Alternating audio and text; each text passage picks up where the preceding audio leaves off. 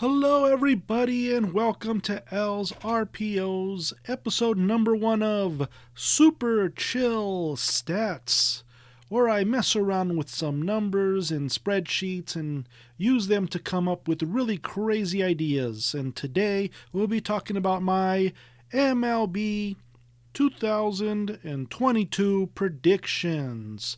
Because why not? Let's see what kind of crazy things that I can come up with. And let me tell you, folks, I'm still scratching my head over some of the conclusions that I have reached. So we're going to see what happens, but might as well get it down on record so we can all look back at this and laugh someday.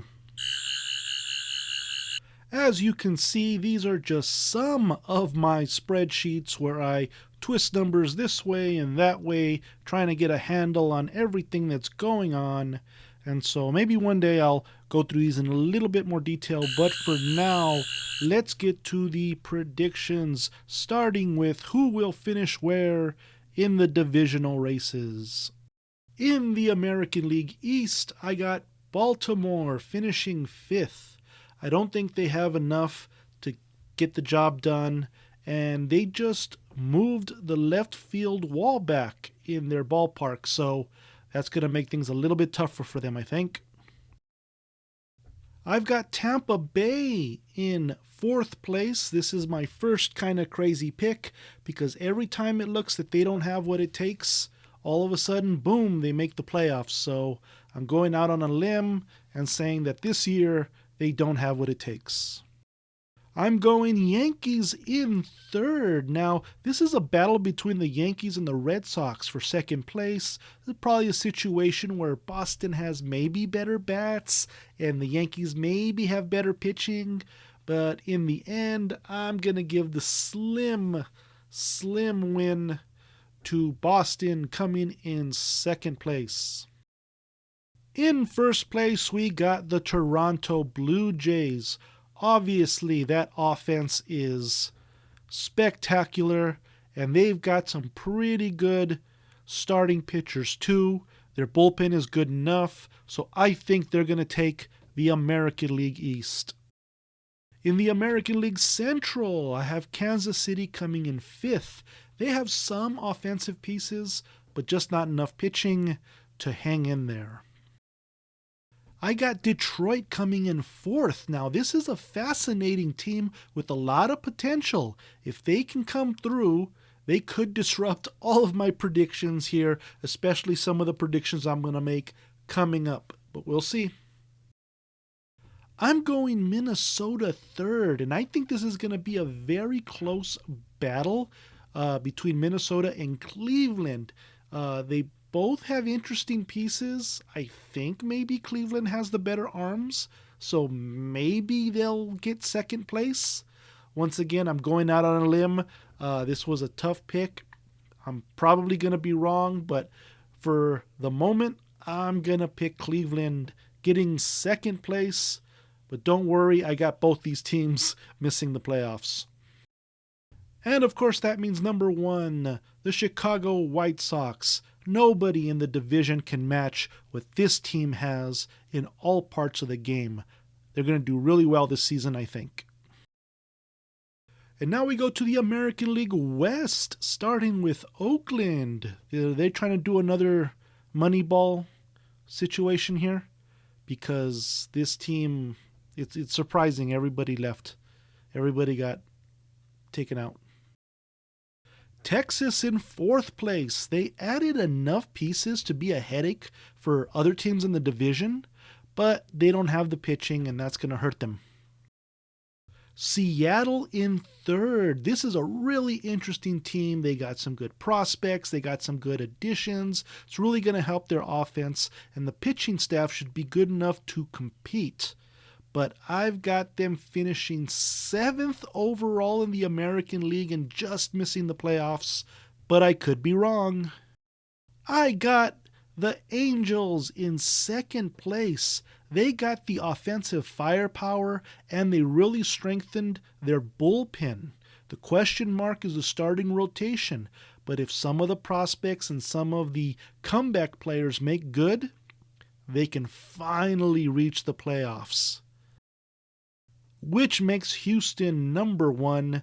This team has enough firepower everywhere to take on and maybe even beat the White Sox for second best team in the American League, but maybe the tougher West will hold them to third overall during the season.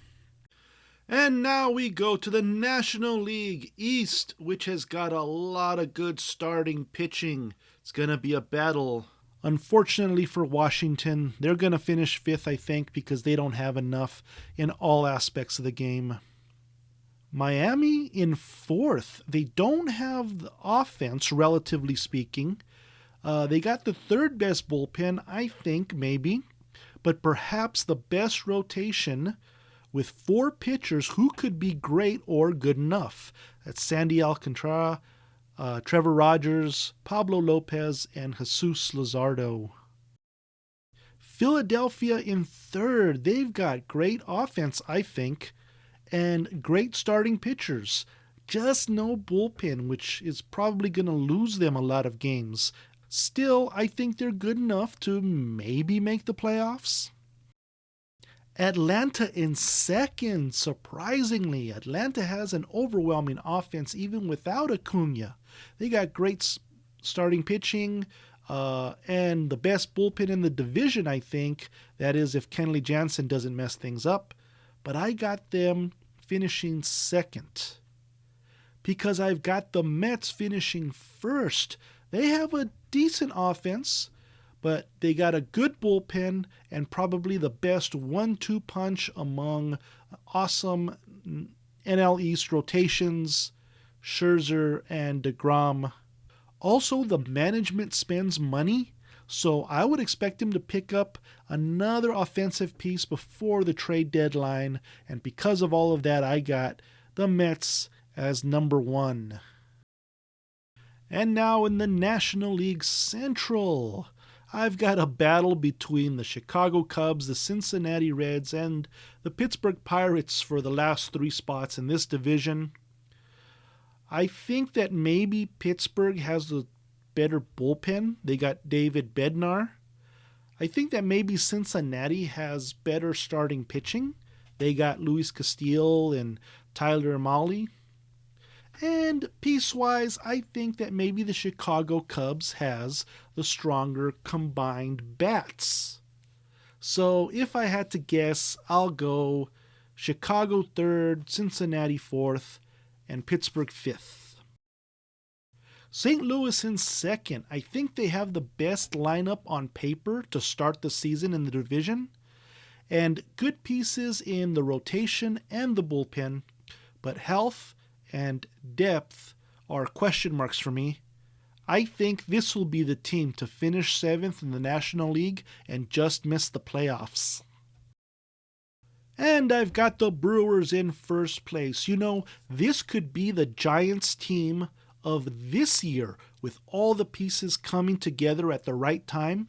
Christian Yelich, Andrew McCutchen, Lorenzo Cain having comeback years, Willie Adames and Rowdy Tellez having breakout years, and then Hunter Renfroe just bashing. But they've got the best arms in the game rotation-wise. They got Corbin Burns, Brandon Woodruff, Freddie Peralta, and their bullpen is so strong. They got Josh Hader, Devin Williams, Jay Cousins, Aaron Ashby. I think they're going to run away with this relatively weak division unless the Cardinals can figure out how to engage them. In the National League West, I've got Arizona as 5th.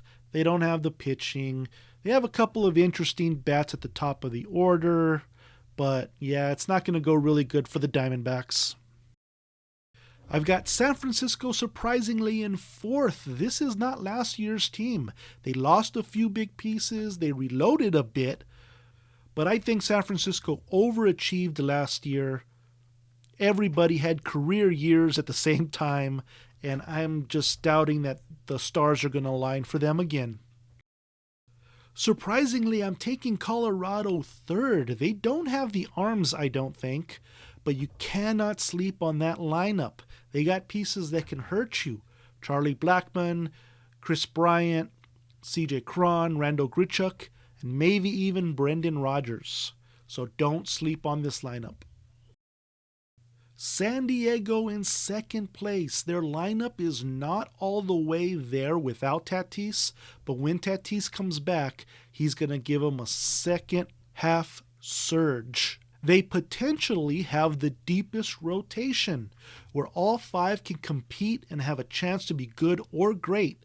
Joe Musgrove, Sean Manaea, Blake Snell, Yu Darvish, Mike Clevenger. It's a high variance rotation.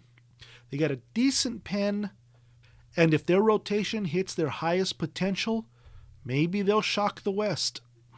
And Los Angeles in first place. It's probably the best lineup in all of baseball if Cody Bellinger and Gavin Lux can click, and if they can all find ways to be consistent. Last year they had a lot of problems with offensive consistency, and even then they were able to win 106 games. They got strong rotation pieces in Walker Buehler, Julio Urias, and Clayton Kershaw. And if Dustin May here can make a comeback in the second half of the season, that just strengthens their rotation all the more for the playoffs. Add on to that a very strong bullpen, and you got a team that can win it all. Before we go to the playoffs, let's take a look at some individual awards, starting with Comeback Player of the Year. I got Mike Trout, and I got Ronald Acuna Jr. American League Rookie of the Year. Some people like Matt Brash of Seattle. Some like Spencer Torkelson of Detroit. A lot of people really like Witt Jr. because he looks a lot like Trout the way he plays. But I'm actually going to go with Julio Rodriguez. And the National League Rookie of the Year, some like C.J. Abrams of San Diego, some like Joey Bart of San Francisco, some like Onel Cruz of Pittsburgh, but I'm going to go with Seiya Suzuki from the Chicago Cubs. American League Cy Young, some like Giolito, some think that this is Bieber's year, that he's going to keep it rolling. Some like Garrett Cole. I don't have a card of him though, but I'm going to go out on a limb and say that this year it'll be Jose Berrios. And in the National League, you got those great Mets pitchers, Jacob deGrom right here, but he's got injury concerns. There are some injury concerns for Max Scherzer as well. So a lot of people are thinking it might be one of the Milwaukee pitchers like Corbin Burns or Brandon Woodruff. My deep sleeper is this guy for LA, Urias. But you know what? Maybe it's going to take him a year or two to get to this level, but I think he can get to this level, which means I'll just make as my pick Walker Buehler. For American League MVP, some people think Kyle Tucker can get it done this year. Some people think that Vladimir Guerrero Jr. should have won it last year. I have to say it was very much deserved for Shohei Ohtani because he's doing great at pitching and hitting, and that's unmatched in the league, so he's the number one. But I'm going to go out on a limb and say Byron Buxton stays healthy and just has a phenomenal year and rocks the baseball world. National League MVP last year was Bryce Harper. Some think that maybe it'll be Trey Turner. I don't have him in the Dodgers card. A lot of people were taking him first in fantasy baseball. But I'm going to go with one of my favorite players currently out there, Juan Soto. And now it's playoff time. In the Wild Card Series, we got the Angels playing a series against Houston. In this matchup, I think the winner will be the Angels, pulling off the upset. Then we'll have the Yankees taking on the Boston Red Sox in a best-of-3 in Fenway. And I got the Yankees winning that one. In the National League, we got the Padres taking on the Milwaukee Brewers in a very good matchup. Just barely, I'm going to take the San Diego Padres to win that one. And finally, we got the Philadelphia Phillies sneaking into the playoffs. And they'll take on the Atlanta Braves, defending World Series champions. And I think Atlanta wins this series and moves on.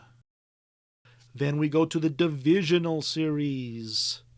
The Angels, the White Sox, and in the end, it's the White Sox that win and move on. Then it's going to be the Yankees taking on the Blue Jays, and this time it's Toronto moving on. In the National League, we've got the Padres taking on the Mets.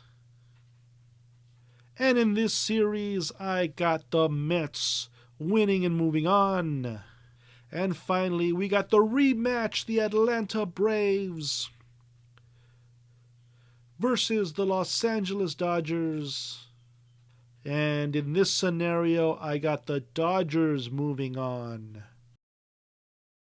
In the ALCS, it's the Chicago White Sox versus the Toronto Blue Jays. And Toronto wins it. In the National League Championship Series, it's the New York Mets against the Los Angeles Dodgers. And I think the Dodgers will take this one, which sets up the World Series to be the Toronto Blue Jays versus the Los Angeles Dodgers.